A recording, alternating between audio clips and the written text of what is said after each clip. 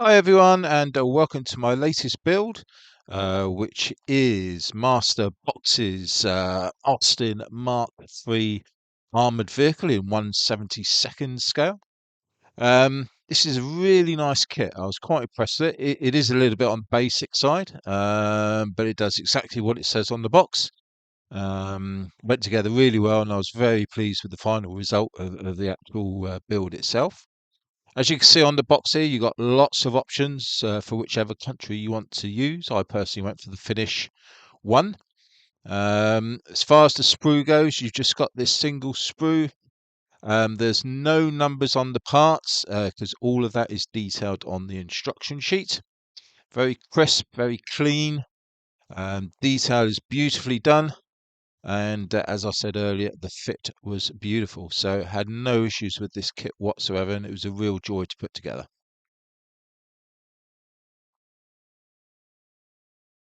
And here we have the other sprue, which is just the wheels and some of the details on the turret and the mud guards. But as you can see, no flash, precious little seam lines, and it went together beautifully. These are all the options that you got on the decal sheet, depending on which country you want this to represent. The instructions, yeah, basic, but very clear, precise, no issues at all. Very easy to go through. Possibly one or two little areas where you could do with, sort of dry fitting just to check, make sure it is in the right place. But really, there were no major issues. There was one problem, but I'll go through that later on. But nothing to stop the enjoyment of this particular build of this beautiful little armored car.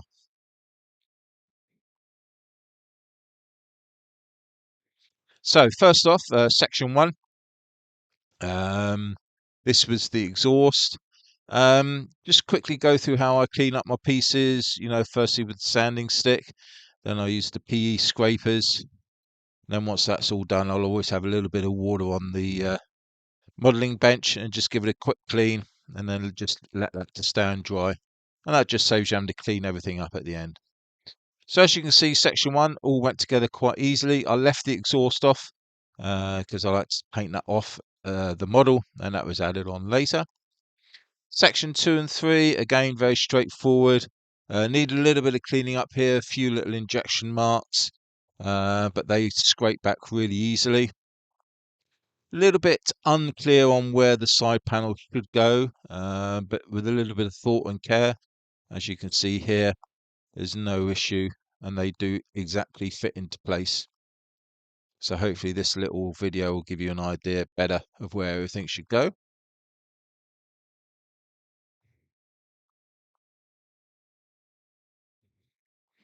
Next section, section 4. This deals with the axles. Comes in 3 pieces. Again, fitted well. Needed a bit of a clean up. These did with the seam lines. Again, fitted beautifully.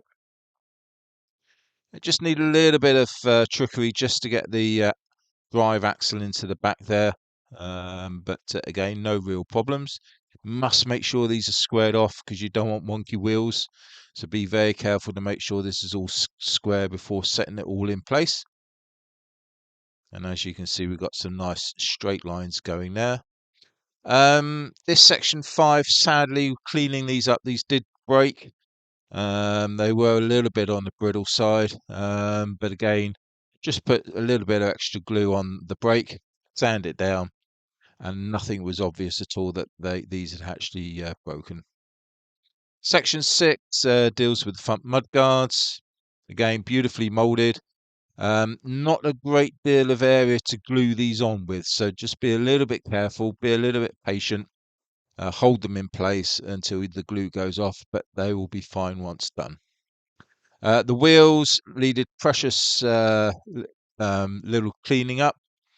Obviously, whenever you do wheels, the manufacturers do like to put the sprue attachments onto the tire itself. So this is how I go about just making sure that you don't lose any detail on the tread. So using my little nets, I snip them back, not flush. I do like to leave just a little bit of a sprue there. And then once it's off the actual main area, I then go back in with the nippers and just try and cut it probably about 1/2 mil short, still leaving a little bit of the sprue there.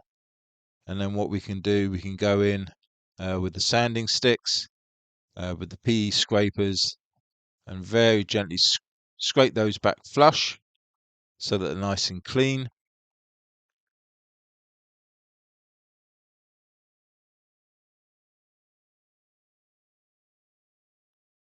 And then once that's done, just to re-emphasize the tread using the tweezers there, and just gently scrape out those grooves and make sure they're all nice and clean.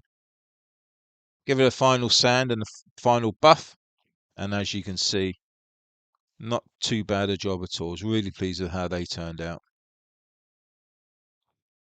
So using the Tamiya liquid thin, wherever possible, especially on a small model like this, try and glue on the inside so that you don't get any glue spots on the outside. So just basically put the parts together and just let the glue do its work on the inside.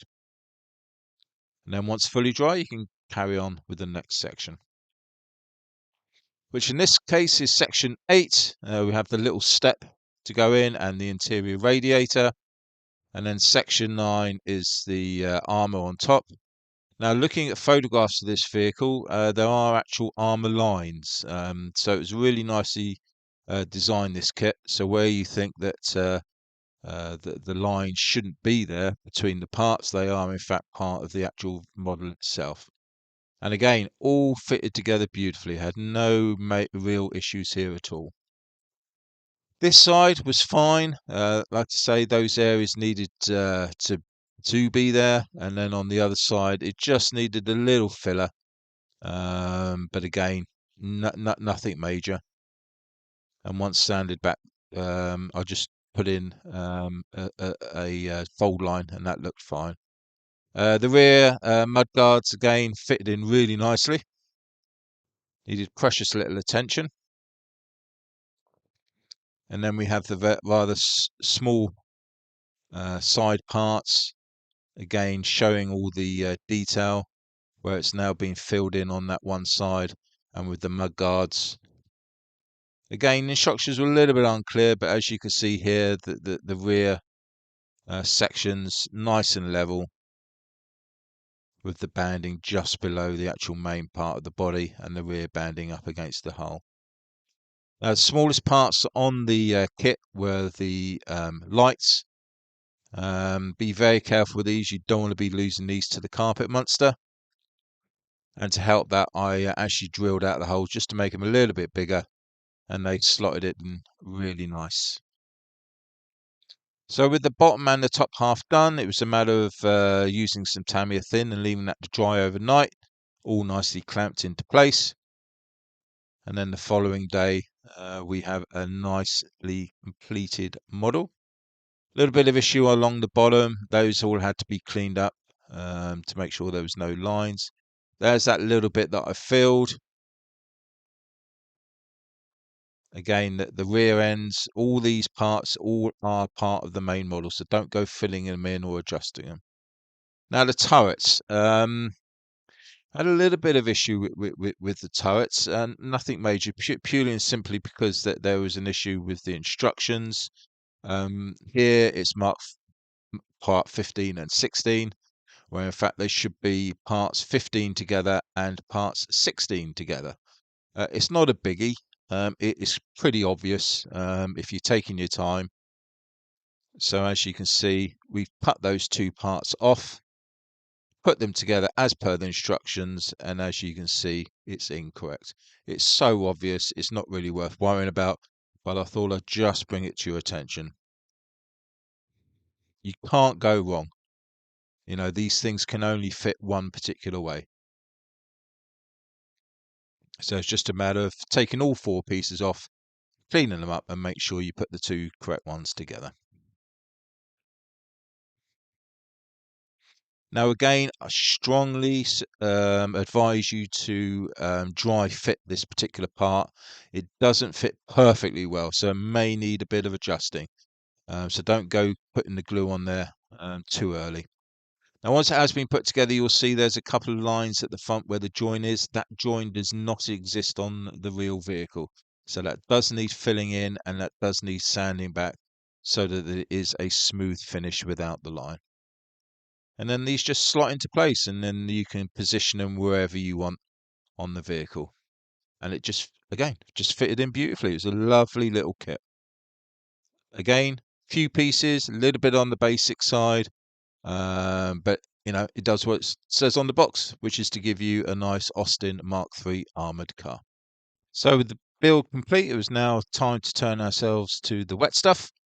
Everything was prepared, cleaned off, put on the old cocktail sticks, and we used Mr. Finishing Service of 1500 black, thinned down to a ratio of around about 5 parts paint to 3 parts thinner. Once that was dry brushed with some white, we then put on the Aquarius olive. And then once all dry, that was covered in a gloss varnish, and then the decals were put on, which were superb, by the way. I was really impressed with those decals. Had no issues with them whatsoever. Then we did a bit of hairspray chipping, so a couple of coverage with the hairspray at arm's length, 2 coats of that, and then once that was dry, we then added on some Mr. Hobby Aquarius white. So here we just add a little bit to the mixing pole using the cocktail stick.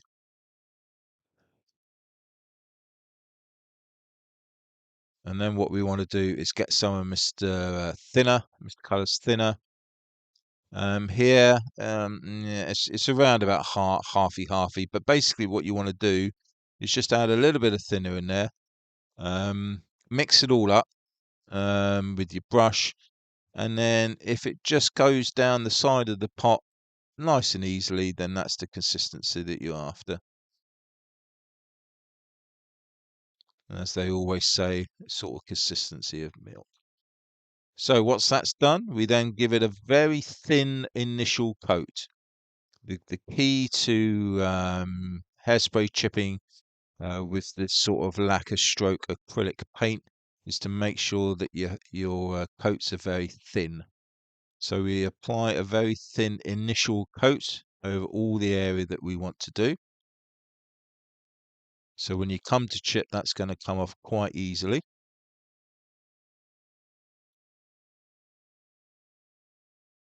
Now you don't have to wait for this to dry completely, but once you have done the whole area, we'll then go back over the lower areas where we want more of the paint to stay, and we'll put another thin coat on.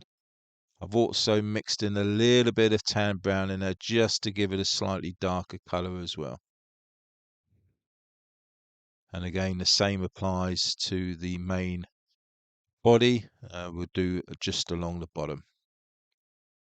So once that's all done, I then spend 10-15 minutes cleaning out the airbrush, clearing the area, and by that time I feel that it has dried sufficiently enough for me to then start the chipping process.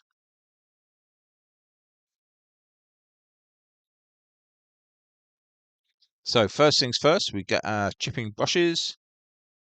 We also have the metal brush as well. We have some clean water, and we have some paper towels. So first off, using the main brush, we just put on the water all the way around.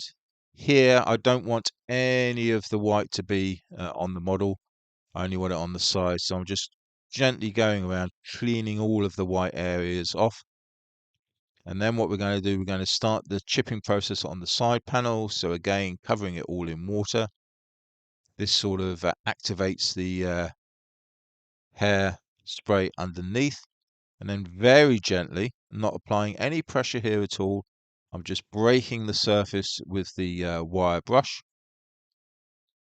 starting to create all of those small scratches and scuffs. And then we go back to the chop down ordinary acrylic brush, and here we're going to add a few more scratches, increase the consistency of those scratches as well.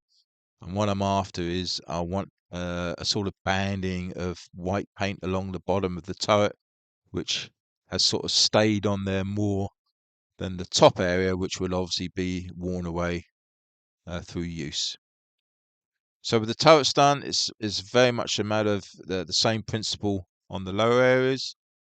Try not to use the wire brush on the decals because that will cause you no end of problems. And then again, I'm applying no pressure here at all. Very gently, just clean away the areas where the decals are to start that chipping process. And obviously use your reference photos for how much chipping you want and in what specific areas. And then go back over with your brush just to clearing it up. And there we have it. One chipped turret. And there's the other one as well, cleaned off at the top. Really pleased with how this turned out. Obviously, we'll do some white mapping later on as well, just to enhance it. And there we have the main body, all nicely chipped. As you can see, exactly what I wanted to do, was to have chipping along the bottom and not so much along the top, and nothing on the actual top of the vehicle itself.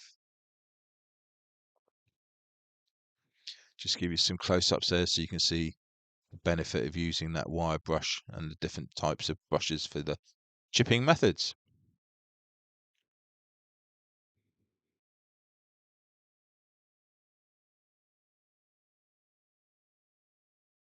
So once that's all been done, just leave that to dry. And before you start doing any oil work, make sure you put a covering of matte varnish just to protect it all. Here's some of the detailed painting that I've been doing.